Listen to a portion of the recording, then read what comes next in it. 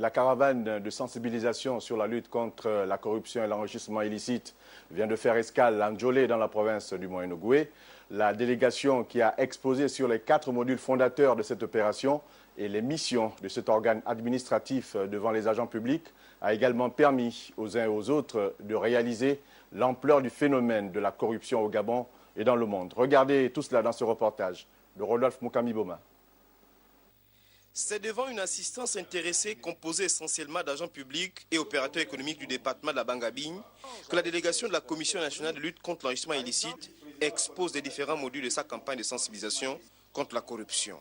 L'objectif étant d'inculquer les notions de probité et d'intégrité sur l'agent public dépositaire de l'autorité de l'État. Curieux, certains participants s'interrogent sur les instances de contrôle des membres de la commission. Qui contrôle? Est-ce qu'il y a une possibilité de contrôler les membres de la commission? Si il est avéré qu'un commissaire est défaillant, à quelque titre que ce soit au niveau financier, que ce soit au niveau du rendement professionnel, il y a une disposition dans la loi qui veut que les autres commissaires peuvent le démettre. Des observations pertinentes qui se sont associées à ces autres problèmes qui minent le fonctionnement de l'administration en général. Vous voulez que nous soyons des exemples dans la gestion des deniers publics. Mais il faut d'abord que ça commence au sommet. C'est-à-dire que les budgets arrivent à temps. Là où je vous parle là, les budgets en ce qui concerne les collectivités locales ont été mis à disposition à partir de novembre là.